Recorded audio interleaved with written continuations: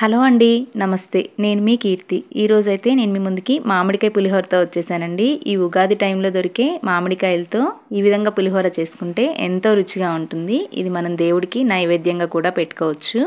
ఈ పులిహోర ఎలా తయారు చేయాలో ఒకసారి చూసేద్దానండి. ముందుగా ఇందుకోసం ఒక 2 కప్పుల బియ్యం తీసుకోవాలి. ఈ బియ్యాన్ని కూడా శుభ్రంగా 2-3 సార్లు కడిగేసుకోవాలండి. తర్వాత ఒక గంట సేపు నానబెట్టుకోవాలి. మనము ఒక పచ్చి మామిడికాయని తీసుకోవాలి. దీనిపైన ఉన్న తొక్కంతా కూడా ఈ విధంగా పీలర్తో తీసేసుకోవాలి. తర్వాత ఈ మామిడికాయని మనము తురుముకునేది తీసుకొని తురుముకోవాలండి. మధ్యలో ముట్టి ఉంటుంది కదా, అదైతే సపరేట్ అయిపోతుంది.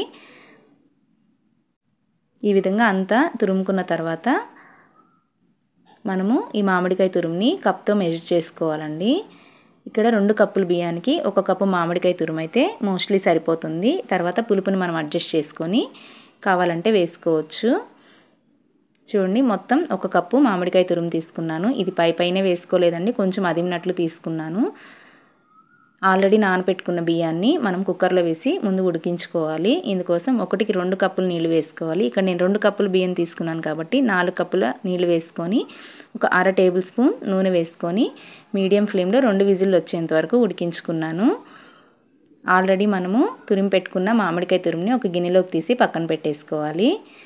తర్వాత ఒక కడాయి పెట్టేసుకొని మెంతులు 1 టేబుల్ స్పూన్ దోరగా వేయించుకోవాలి. ఈ మెంతులన్నిటినీ కూడా చల్లారేంత వరకు ఒక ప్లేట్లో తీసి పక్కన పెట్టేసుకోవాలి. అదే కడాయిలో ఒక 3 టేబుల్ స్పూన్ల నూనె వేసుకోవాలి.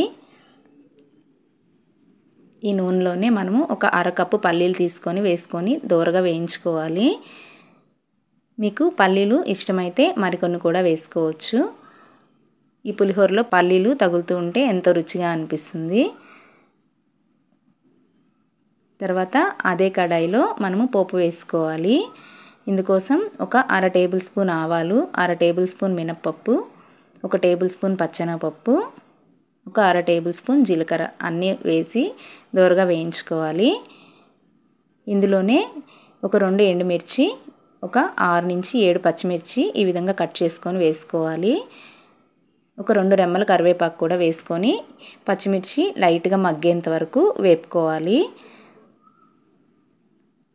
మనం ఆల్రెడీ తురిమి పెట్టుకున్న మామిడికాయ తురుముని ఈ పోపు అంతా వేగిన తర్వాత వేసేసుకోవాలి. 1 టేబుల్ స్పూన్ పచ్చి మామిడికాయ తురుముని ఎత్తిపెట్టుకున్నానండి. మీకు నచ్చితే లాస్ట్లో అలా వేసుకుంటే పుల్లగా ఉంటుంది తినేటప్పుడు. మీకు నచ్చుకుంటే మొత్తమైనా వేసేసుకోవచ్చు. ఇందులోనే ఒక 1/2 టేబుల్ స్పూన్ నిండా పసుపు వేసుకోవాలండి. ఇదంతా గుజ్జుగా అయ్యేంత వరకు మీడియం ఫ్లేమ్లో పెట్టుకొని మామిడికాయ తురుమునంతా కూడా ఉడికించుకోవాలి. మామిడికాయ తురుముకోకుండా మిక్సీకి కూడా వేసుకోవచ్చు, బట్ ఇలా తురుముకుంటే ఎంతో రుచిగా ఉంటుంది పులిహోర అనేది. చివర్లో రుచికి సరిపడా ఉప్పు వేసుకోవాలి. మనం ఆల్రెడీ మెంతులు వేయించుకున్నాం కదండి, నేనైతే ఇక్కడ చిన్న రోట్లో వేసి పొడిలాగా దంచుకున్నాను. మీరు మిక్సీకైనా వేసుకొని మెంతుల పొడి 1 టేబుల్ స్పూన్ వేసుకోవచ్చు. ఇక్కడ 2 కప్పులు బియ్యం తీసుకున్నాను కదండి, నేనైతే 1 టేబుల్ స్పూన్ నిండా మెంతుల పొడి వేసుకున్నాను. మీకు నచ్చుకుంటే మెంతుల పొడి వేసుకోకున్నా పర్లేదు. ఇందులోనే ఒక 1/2 టేబుల్ స్పూన్ ఇంగువ కూడా వేసుకోవచ్చు. నేనైతే ఇక్కడ ఇంగువ ఏం వేయలేదండి, కావాలంటే వేసుకోవచ్చు. తర్వాత మనము స్టవ్ ఆఫ్ చేసేసుకొని అది చల్లారనివ్వాలి. ఈలోపు అన్నం ఉడకపెట్టుకున్నాం కదండి, విజిల్ అంతా పోయిన తర్వాత ఈ అన్నం అంతా తీసి ఈ విధంగా ఒక వెడల్పాటి గిన్నెలోకి వేసుకొని అన్నం అంతా కూడా పూర్తిగా చల్లారనివ్వాలి. వేడి మీద కలిపితే అన్నం ముద్దలుగా అయిపోతుందండి. పూర్తిగా చల్లారిన తర్వాత ఈ పులిహోర కలుపుకుంటే అన్నం అయితే పొడిగా వస్తుంది.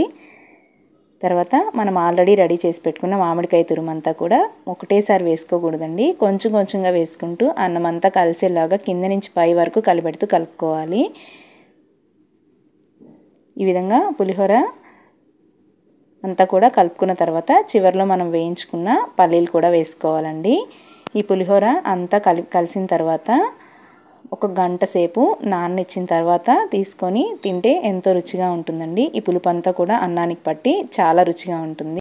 ఈ టైంలోనే మనం ఉప్పు పులుపు ఏదైనా తక్కువైతే అడ్జస్ట్ చేసుకోవచ్చండి.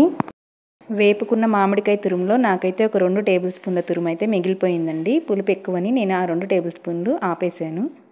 చివరిలో మనం వేపు పెట్టుకున్న వేరుశనగపప్పు, కావాలంటే ఈ విధంగా వేపుకున్న జీడిపప్పు కూడా వేసుకోవచ్చు. సన్నగా తరిగిన కొత్తిమీర ఈ విధంగా పైనే చల్లుకుండి గంట సేపు నానిన తర్వాత దీన్ని సర్వ్ చేసుకుంటే ఎంతో రుచిగా మామిడికాయ పులిహోర అయితే రెడీ అయిపోతుందండి. మీరు కూడా ఈ ఉగాదికి ఈ పులిహోర తప్పకుండా ట్రై చేయండి. మీకు ఎలా వచ్చిందో నాకు కామెంట్ ద్వారా తెలియజేయండి. వీడియో నచ్చితే లైక్ చేయండి, ఛానల్ని కూడా సబ్స్క్రైబ్ చేసుకోండి. Thank you.